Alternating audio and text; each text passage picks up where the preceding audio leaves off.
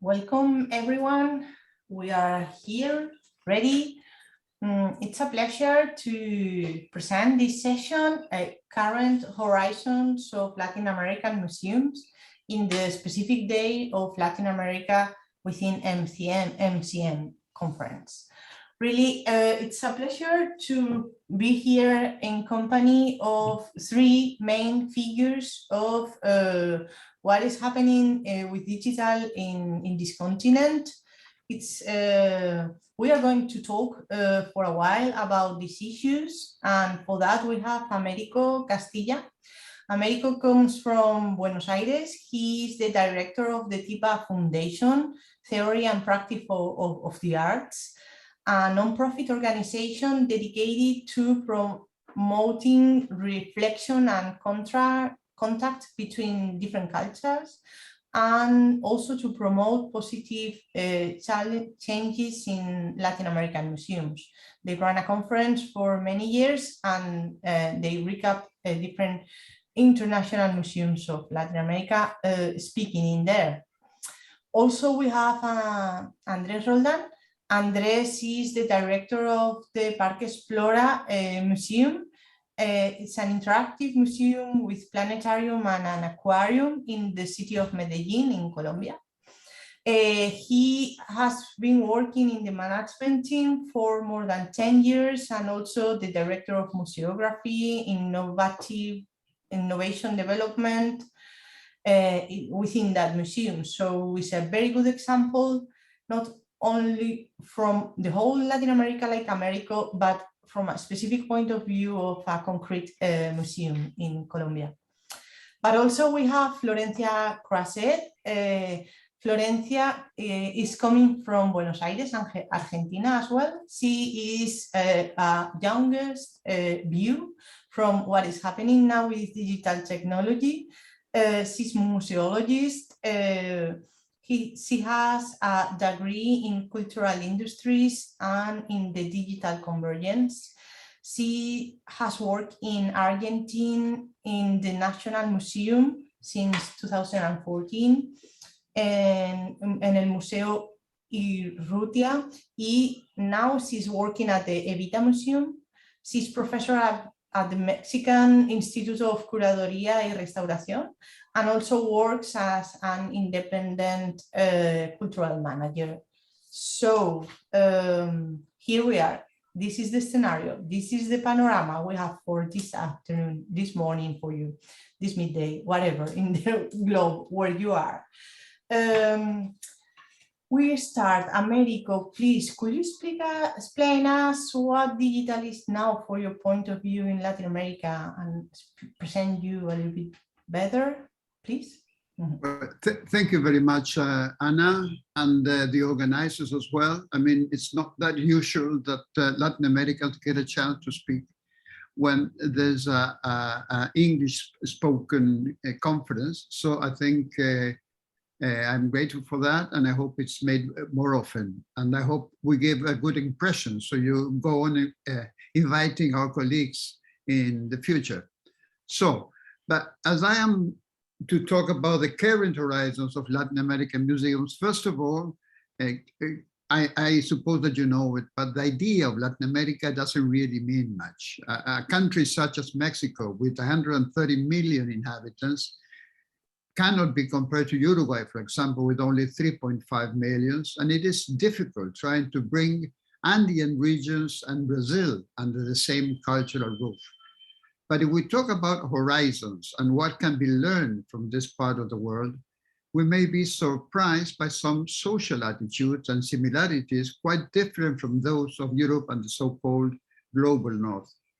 And museums have a role to play, bringing agency to those identified social values, of which I will go on speaking about.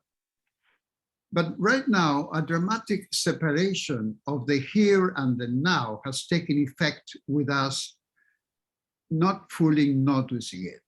There is a gap between time and space historically necessary for the formation of a community. We are close with those who are far, as we're doing now, but also far from those who are near.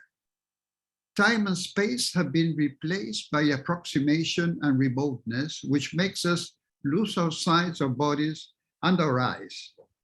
And how does this affect other strong events that strike our societies in simultaneous? The decolonial turn that starts shaking museum boards from their seats, racial demands that weren't taken seriously for decades, now promoting urgent agency, forced migrations and inequity, which are now unbearable for any decent conscience among the museum constituents, and the list may go on, carefully drawing the current scene of what may be defined as a change of era. And all of it in front of our screen, if not our eyes. The social organization of care is a main demand at this time. In our region, solidarity is already at the core of our interrelations, and the cultural institutions need to adapt their teams and goals to be an essential part in the organization of this extraordinary potential of solidarity in benefit of the most vulnerable. Even if almost all museums have discussed virtual ways of contributing to the problem, very few museums have taken direct action out in the open. At TyPA Foundation, the one I direct, Theory and Practice of the Arts, we understood that the secluded months could be essential to plan actions, together with a selected group of four museums from different regions of the country, about the best post-COVID moves to be done together with the vulnerable communities that surround them. That is our work we have done during 6-month weekly meetings. We redefined in that case the mission of each museum, consolidated the working group of staff, promoted regular meetings with community delegates from their vicinities, and together with them designed and built open space devices which communities could call their own and in which they may feel comfortable to express their needs and representations with the full support of the museum's collections and personnel. As an example, the Museum of Informatics, which works at the southern tip of Patagonia at the University of Southern Patagonia, decided to tackle two main difficulties of its community: the environmental damage of the discarded technological remains, and at the other end, the lack of computing devices of a big percentage of the students. They organized a moving disposal truck to pick up the discarded machinery and built a moving lab to turn many of those devices into usable computers. The other museums that we worked with, I said there were 4, were an urban history museum, an astronomical observatory, and an archaeological interpretation center. The 3 of them considering care as essential in working with vulnerable communities at their vicinities. One of my favorite novelists, maybe you have read, Rachel Cusk, tells us about how digital culture and care are now central to our society. And I quote, "A friend of mine, depressed in the wake of his divorce, actually felt something akin to love," he said, "for the female voice that guided him while he was driving his car, so much more devotedly than his wife ever had.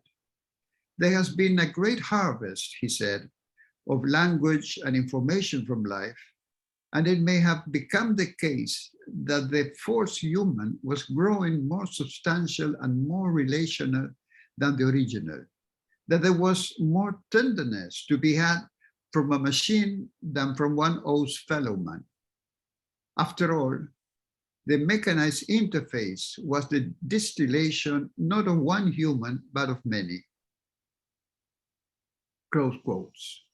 Loneliness, collective work, communication gap, and care.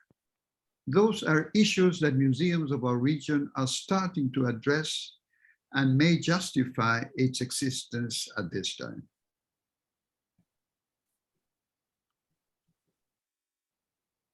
Thank you, Americo. Americo, I know him from REMED, We have involved him in the scientific committee of the conference, of the REMED conference, and it's been a pleasure to have him in there, and it's been a pleasure having you here today, Americo. Yes, we will talk about this, but first, Andrés, could you, Andrés Roldán, please explain us what the horizon is for you from your point of view and what the challenges are? Sure, and thank you very much, Anna, for the invitation and to the organizers to the MCN conference. I also, I'm happy seeing the faces of friends and colleagues as Americo, and all ally in different actions for trying to make a call for museums. And of course, all the colleagues of museums that are present in this session.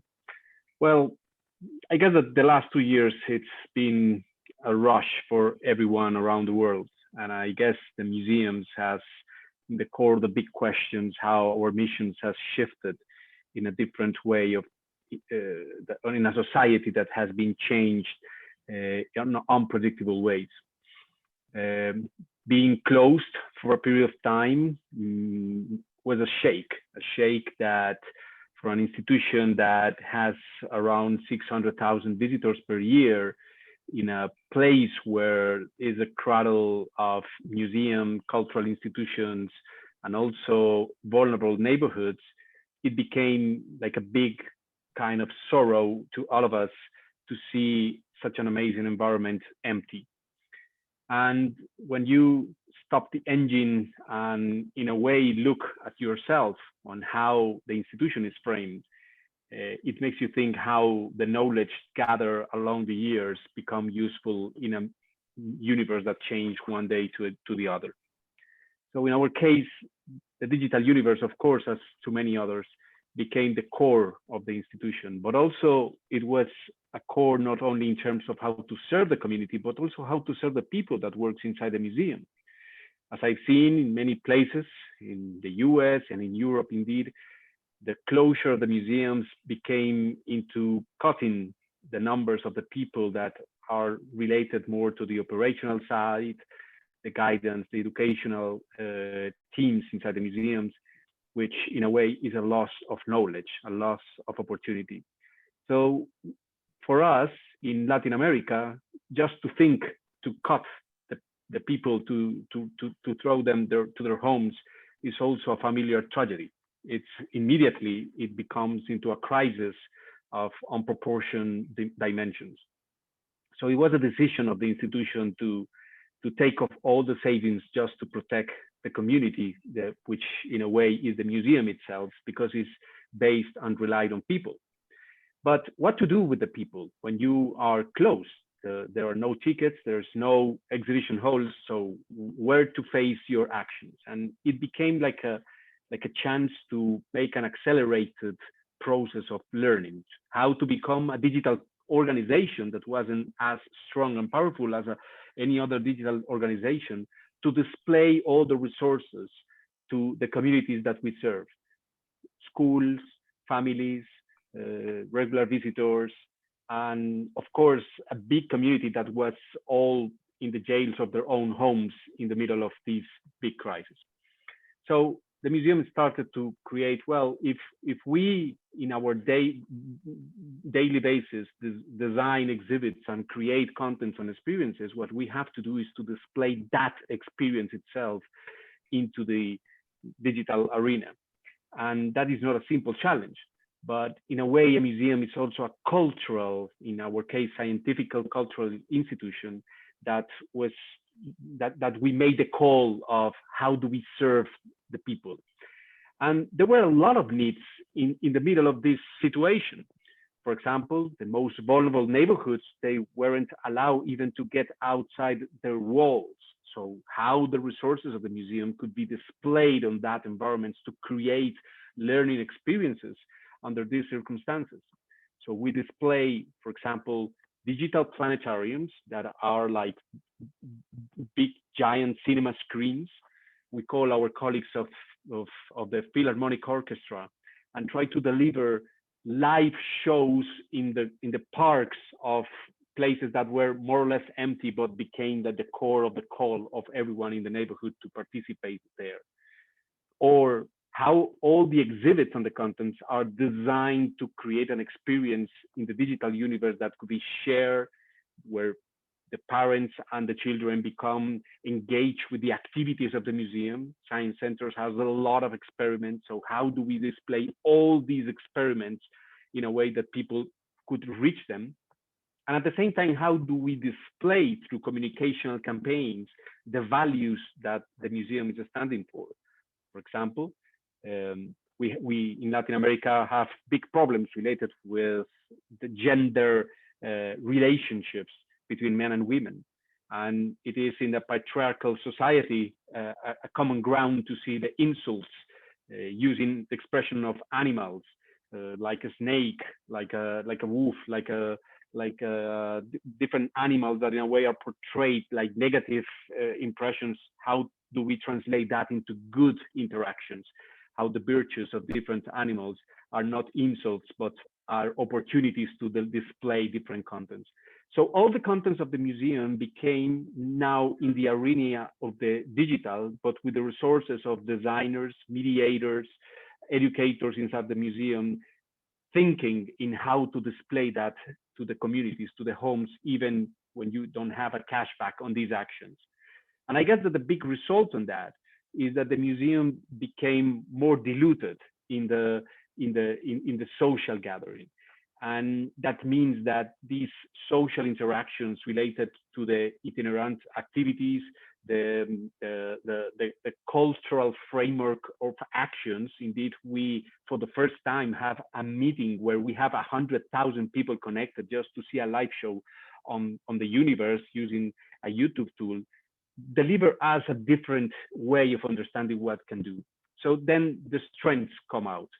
The museum has the power to call and invite the big voices of the intellectual, scientific world, and have the resources and the social media to make the call to the public to be in contact directly with them. And I think that that came to stay, to keep going on the axis of the museum in a different perspective. And today, what we are feeling is that many of the contents that we used to design, they are now designed in terms of a collective call of participation of the public. So many exhibitions and contents are the result of public campaigns of how the people can photograph their birds, their windows, their clouds, their skies. And that could be displayed inside the museum as another chance of an exhibition. So I guess the museum is showing us in these times that the core of the museum is not the place itself. It's its capability to deliver new capabilities for the people, giving access to resources and contents that concentrate that concentrate the talents of the museum as a way to display in different arenas. The museum is just one of these arenas, but now we have the arena of the digital universe, of the social networks, and also of the public conversations where the contents of the museum could be displayed. So I guess this is more or less the framework where we are moving right now as a hybrid institution trying to redefine its own identity, but all, of course, keeping on the line of how to deliver the mission in a more connected world. Thank you, Andres. Thank you for explaining that. Yes, it's really a pleasure to also have you here. I love that example of how you change the meaning of a word of zorra, for example, which is fox, no, the female of the fox, and it's an insult. So maybe making it what are the different meanings, what this animal can do, and other. So it's great. Also, Andrés Roldán was invited in a REMED event, so it's a pleasure having you here and this next meeting. Well, I'm taking notes. This debate is going to be interesting, but first I want to also present Florencia Croizet. Florencia, please, can you explain us what are the horizons from your point of view? Yeah, of course. First of all, I want to thank you and the organization for the invitation and for the presentation. First of all, I would like to focus maybe on the opportunities that I believe Argentine museums, because it's the field that I know, have in order to embrace virtuality. But before that, I just want to mention what I see as the barriers that we have. I could say maybe in Latin America this time. The first one I believe is budget. We have small budgets in general in the cultural field. This is not something specifically for museum sector. It also happens in education and health and another fields. But this is a point I wanted to highlight. And on the other hand, we also have what I see is that we still have like old-fashioned mindset in terms of virtuality in the museum sector, because still many professionals see virtuality as a kind of a threat for maybe the institutional objectives of a museum. I just wanted to mention that. In terms of opportunities that I was saying before, I think we have, as a museum, we have a great opportunity to generate win-win projects with other creative industries, especially as we were not born in the digital area. I believe that this kind of project, especially I'm referring to, and I have studied a potential alliance with the gaming industry, in order, to generate new languages in order to accomplish our institutional objectives of education and heritage promotion. Because for that, we have to analyze what as museums we have to offer. And I believe that the intrinsic value of our collections, no matter the quality, is very important. And on the other hand, we also have our know-how in terms of storytellers. Museums have always created content, have always created stories and narratives, and we have that to offer. And on the other hand, the gaming industry, also the audiovisual industry, need all the time, constantly, they need content in order to grow. So there is where I see like a possible match, a possible point in common to start working together and create synergies. Once again, museums get or learn how to embrace new languages, not just like physical exhibits or virtual exhibits too. And they learn how to do it. We could have like really exchange of know-how between both sectors. And for that, I brought an example, an Argentine example, which is a video game, an online video game, it's for free, which is, it was conceived by or from the collections and the history of the building of a museum in Buenos Aires, which is Manzana de las Luces. I don't have a translation for that, but it's a building from the 70s, a really old building. And so the building, story of the building, and also the history of a heroine, an Argentine heroine of the independence war. And they came up all together to create this video game. It was a graphic adventure, which is free, and any person in the world could play it. It was thought for children, but any person could play it. And I wanted to highlight how this new project and how this video game could help us as museums. This is a national museum based in Buenos Aires, but as a national museum should reach a broader audiences, people from all over the country at least. And this project could help them to achieve that goal. On the other hand, I brought another opportunity I believe we could explore, which is the fact of opening the museum content by using different, by creating actually. Is everything okay in the chat? Yeah. Okay, sorry. By creating different open access catalogs from our collections. And I know this could be a hot issue of discussion in North America and maybe in some European institutions too. But the reality is that in Argentina, most museums are public, and most of them, not every single one, but most of them don't have a fundraising logic. So I believe that the creation of these open access catalogs would really democratize our collections, our heritage, but also dynamize the society in general. As I said before, if we really release this content and this data and photographs and images of our collections, I am sure that different sectors of this orange economy would get benefit from that. I'm also thinking about teachers from different parts of our country who would be able to use these items and information to prepare the lessons, rather than go to European, for example, collections to prepare them. So we would be like also stressing our identity as Argentinians. And also, why not the academy? I am sure that if we have any researcher here, if I tell you that the barriers to get access to the information and images they need would be taken now, they would be pleased. So different sectors of the society would get benefit from this point, from this strategy, but also the museums would get benefit, because I believe that releasing this content and promoting different sectors of the society to appropriate these content and collections would also like kind of create different communities around the topic of our museum, around our content, but also around the sub-products that could be created. For example, a film, a series, a video game, a lesson of a school lesson, or a lecture, or a paper.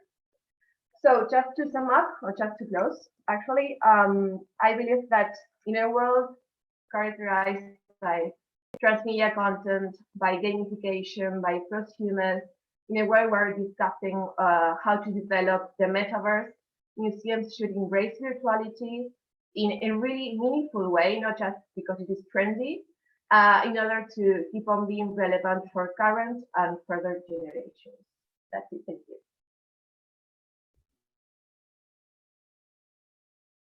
Thank you, Florencia. Muchas gracias. Thank you very much for being here. It's very interesting what also is happening there in the Evita Museum. And yes, I want to know more about this video game you are developing and the possible synergy. You get in a point which is very critical, which is the fundraising for some museums. The issue is that Latin America is a whole continent, so we have different perceptions. We have different scenarios depending on the country. No, we were talking about this the other day with Andres. Also, maybe the museums in Mexico or the museums in Colombia don't have the same situation in Chile or Argentina. So there are many scenarios, also many different kinds of museums. But is there any essence of what is happening now with digital, or what is happening now in museums in Latin America?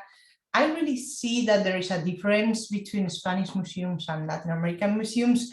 I didn't know at all what this difference is, but when you were three talking, I identify a word that all you three remarked, which is community. I think community is what makes the difference with all the museums I know, the museums that have practices, what makes involves all the people. So it's not only speaking about the educational department of a museum that makes an activity to involve the audiences.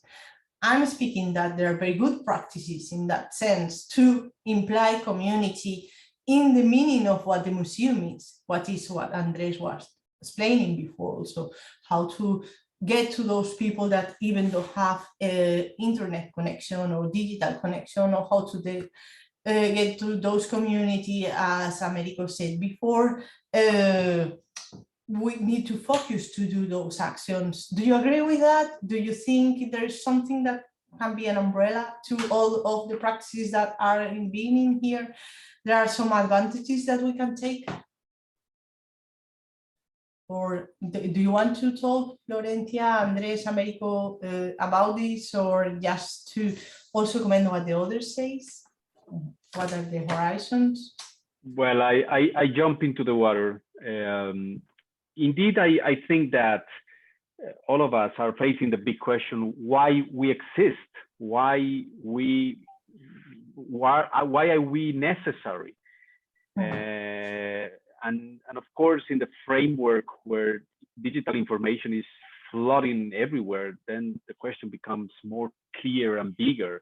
Is it relevant to go and visit a museum? Is it good? Why I should take that decision to jump into the place? And this is not a new question. It's not only about the pandemics. It's a permanent question about why a society decides to set up a museum, or why a community or people decides to create a situation where it's important to tell a story about memory, about science, about history, about art, about everything. And I guess there is part of the answer is related to how do we understand humanity and the importance of culture as a way of connecting societies, because of the kind of experiences that we face inside the museums. So then when you pull off the museum, the building, the exhibition, then this question becomes more loud. And then is the answer the building? Is the answer the exhibition? Is the answer the phenomena that you are displaying in there? And I guess that's well, or at least in the place where I live, I can see there is an urge of content, of relevance, of identity, of how communities feel that they can access and they are embraced by the dignity of knowledge as part of a global patrimony, of a human patrimony. So then the question about the exhibition, the building, the services, the ticketing, and so on, becomes like in a second level, which is of course very important, and in terms of sustainability very important, but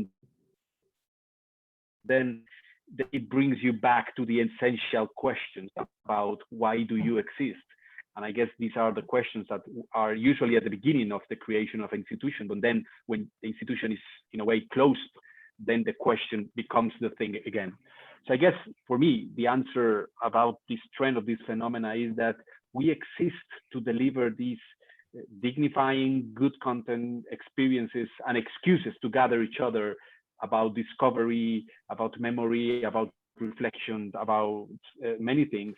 And of course, right now, I guess that finding that this mission, that this role of being part of the cultural frame of the neighborhoods and the territories where we live and the societies that we live becomes more relevant in a way that the museum is like a persona and not only an institution.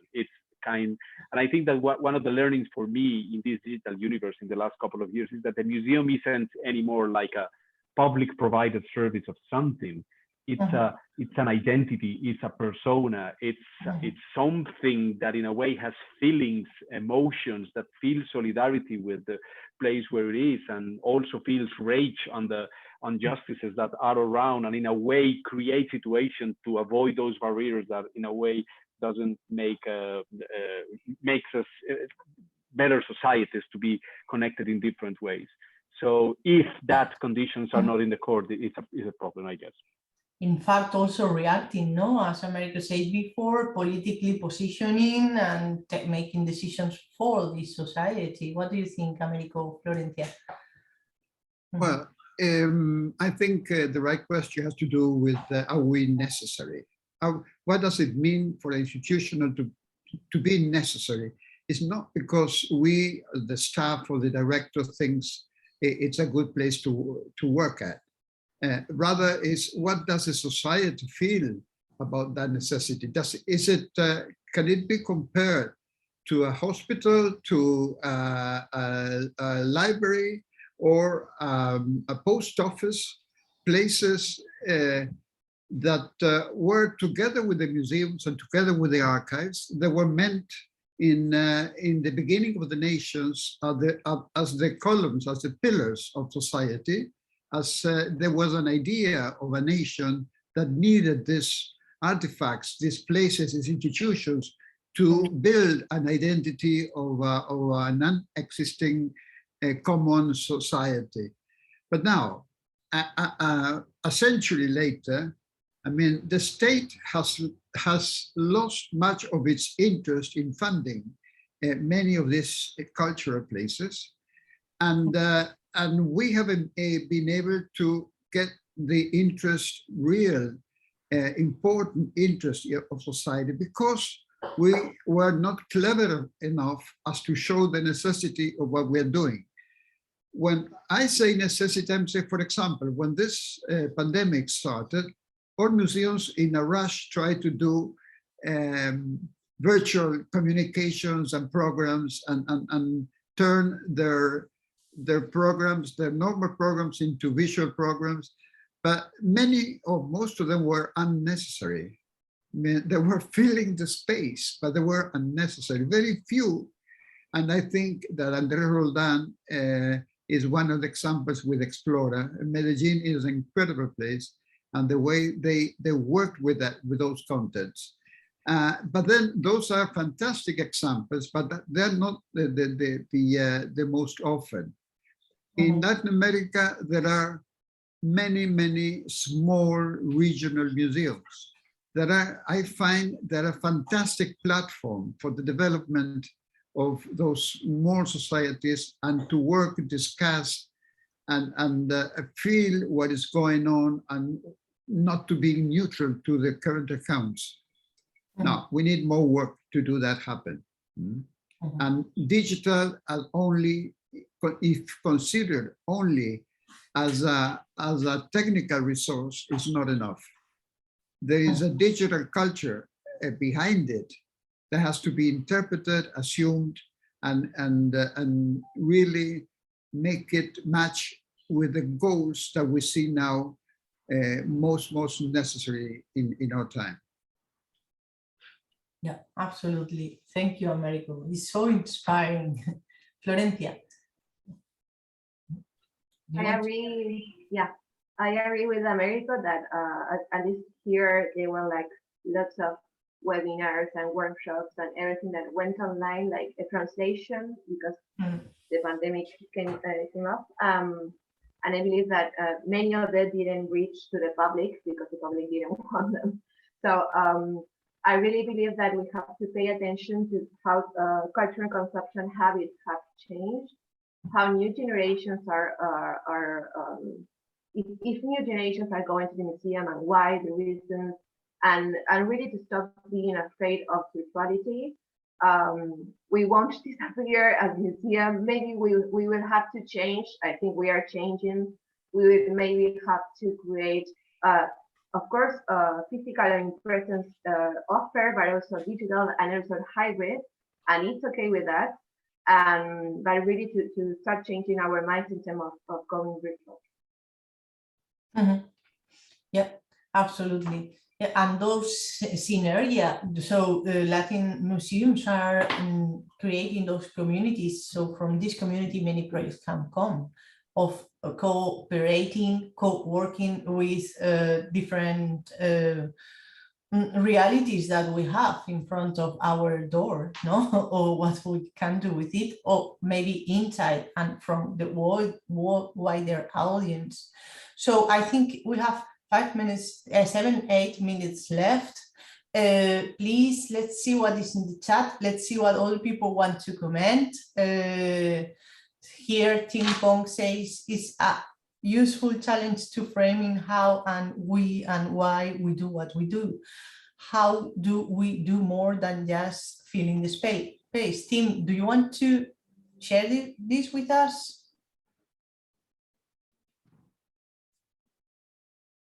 Also, maybe you can click on your microphone and activate, and Tim, if you want to. Also, Ana Chiaretta said, yes, why museums? Why we have gone so philosophical, right?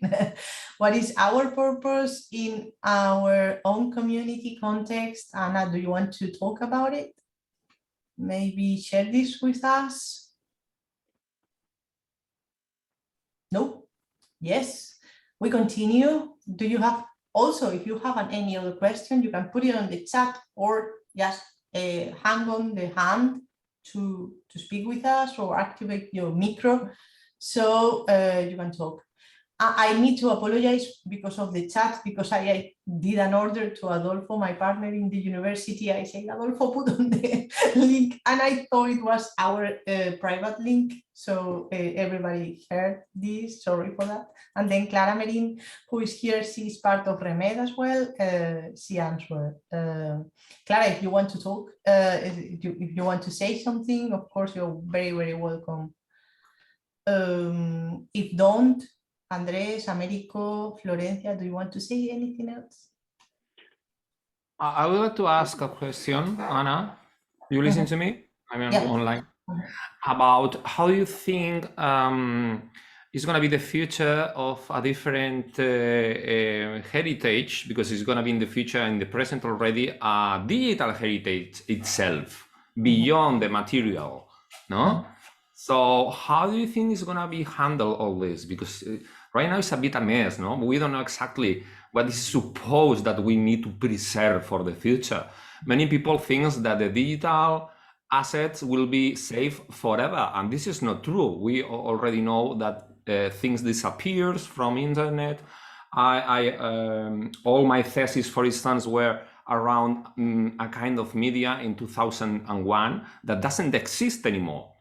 So what do you think about this question of digital assets to be preserved or to be also acquired? Maybe now you can buy digital art with etiquettes or with the money. So NCF, I don't remember the letters. Is the non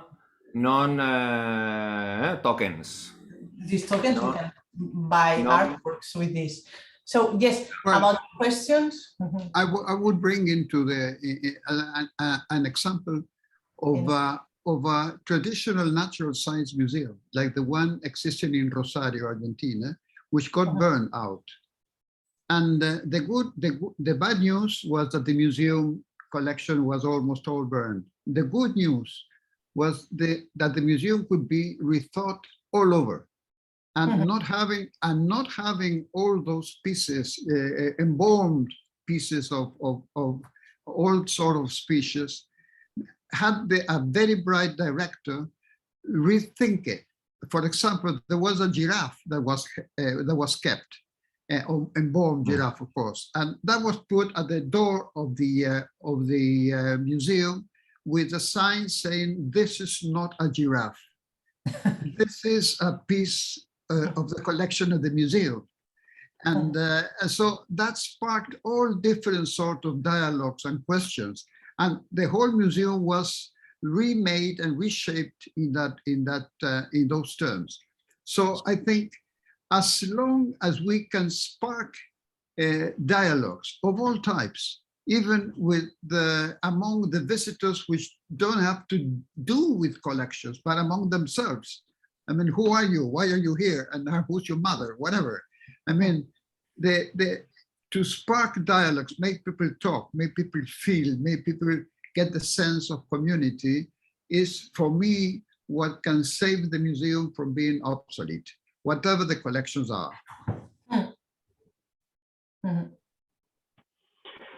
Thank you. Well, I want to jump in there saying that, well, this last year for us was a double challenge. The first one, of course, was the pandemic, but also in the last 6 months, there was a social burst in Colombia, a critical, massive social burst, where thousands of people came out into the streets to, well, more or less to protest and afterwards to burn all the country itself.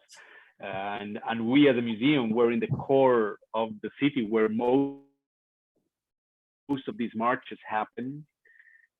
We faced, not directly in the museum, but in the neighborhood, rioting and a lot of phenomena that in a way we still have some sequels on that interaction.